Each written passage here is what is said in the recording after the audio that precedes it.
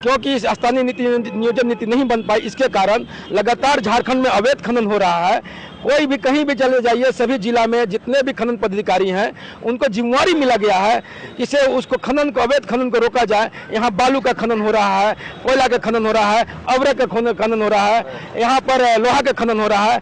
और इस खनन के माध्यम से क्या है कि हमारा झारखंड को खोखला किया जा रहा है, जिसके कारण हमारा जो लोग है पलायन के लिए मजबूर है। यहाँ से जाकर बाहर लोग रोजगार करने जा रहे हैं, और रोजगार जब बाहर करने जाते हैं तो देखिएगा कि से वो रोजगार करने जाते हैं लेकिन उनकी लाश आती है।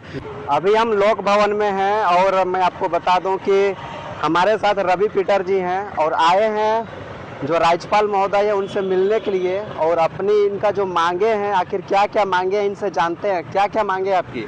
देखिए, हमारी जो मांग है एक झारखंडियों की पहचान की मांग है। हमारी जो मांग है झारखंड के नौजवानों के अधिकार की मांग है। तो हमारा मूलतः यह था कि स्थानीय नीति नियोजन नीति जल्द से जल्द लागू किया जाए, ताकि यहाँ के नौजवानों को आर्थिक रूप से, व्यापार रूप से और सामाजिक रूप से मजबूत किया जाए। इन्हीं सभी बातों को लेकर आज हम लोग महामहिम राज्यपाल से मिले और उनसे गुहार लगाएं कि देखिए, आज तक 25 सालों में झारखंडी लोग को झारखंडी पहचान नहीं मिल पाया, क्योंकि इस स्थानीय नीति नियोजन नीति नहीं बन पाई। इसके कारण लगातार झारखंड में अवैध खनन हो रहा है। कोई भी कहीं भी चले जाइए, सभी जिला में जितने भी खनन पदाधिकारी हैं उनको जिम्मेवारी मिला गया है कि से उसको खनन को, अवैध खनन को रोका जाए। यहाँ बालू का खनन हो रहा है, कोयला का खनन हो रहा है, अवरक का खनन हो रहा है, यहाँ पर लोहा का खनन हो रहा है। और इस खनन के माध्यम से क्या है कि हमारा झारखंड को खोखला किया जा रहा है, जिसके कारण हमारा जो लोग है पलायन के लिए मजबूर है। यहाँ से जाकर बाहर लोग रोजगार करने जा रहे हैं, और रोजगार जब बाहर करने जाते हैं तो देखिएगा कि से वो रोजगार करने जाते हैं लेकिन उनकी लाश आती है। तो हम यहाँ के नौजवानों को कैसे सुनिश्चित किया जाए व्यापार रूप से, आर्थिक रूप से, इन्हीं सभी बातों को लेकर राज्यपाल से मिले और मांग भी की हम लोग कि इसको जल्द से जल्द मुख्यमंत्री जी को इस बातों पर आप ध्यान आकर्षित करवाइए, और जितना भी अवैध खनन हो रहा है उसको जल्द से जल्द रोका जाए, और जिला के जितने भी खनन पदाधिकारी हैं उनकी संपत्ति को जांच किया जाए, और भ्रष्ट पदाधिकारी को तत्काल उसकी पद से हटाया जाए, और उसको दोषी पाए जाने पर उसको कड़ी से कड़ी सजा दी जाए। झारखंड में जितने भी आज तक नेता बने हैं और जितने भी जीत किया है, सबका मुद्दा यही रहता है। झारखंड उलगुलान मोर्चा का भी मुद्दा यही है। क्या मतलब ये भी अब सत्ता का जो सुख है वो भोगना चाह रहा है? यही तो दुर्भाग्य है। यही तो मैं कहना चाह रहा हूँ कि 25 सालों में ये मुद्दा ही मुद्दा क्यों रहा। मैं आज से नहीं, मैं लगातार 20 सालों से इस स्थानीय नीति नियोजन नीति का मुद्दा उठाते आ रहा हूँ।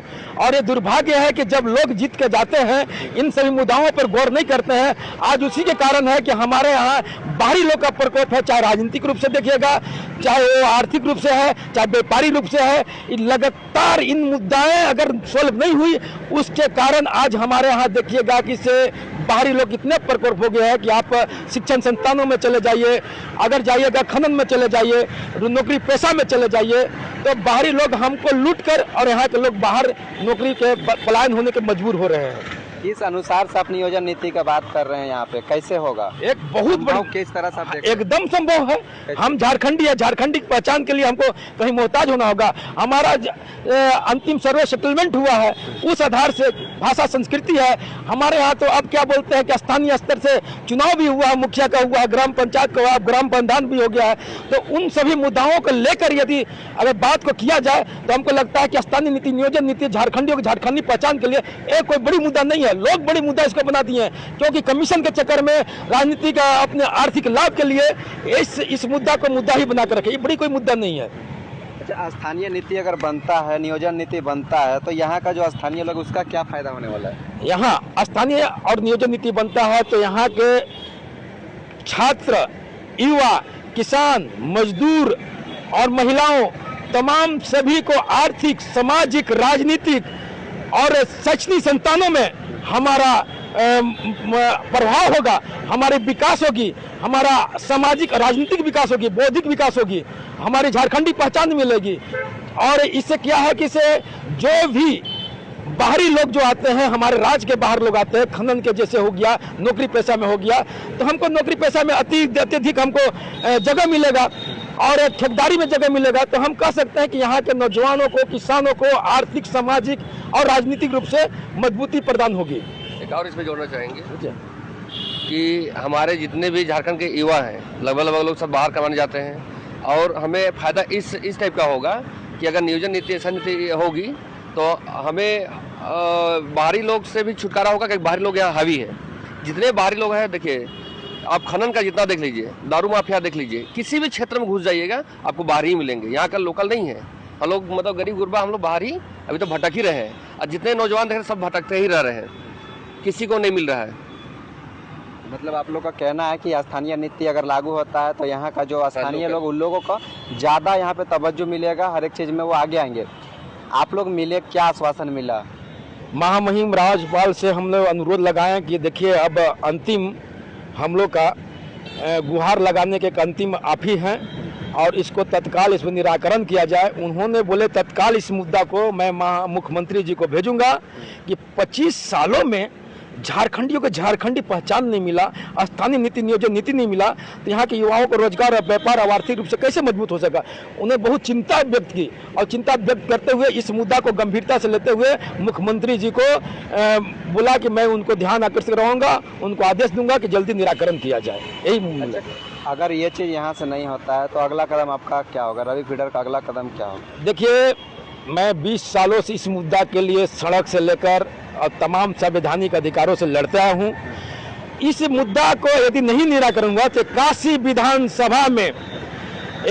विधानसभा में उलगुलान करेंगे और उलगुलान का समय और समय तिथि एक साथ होगी।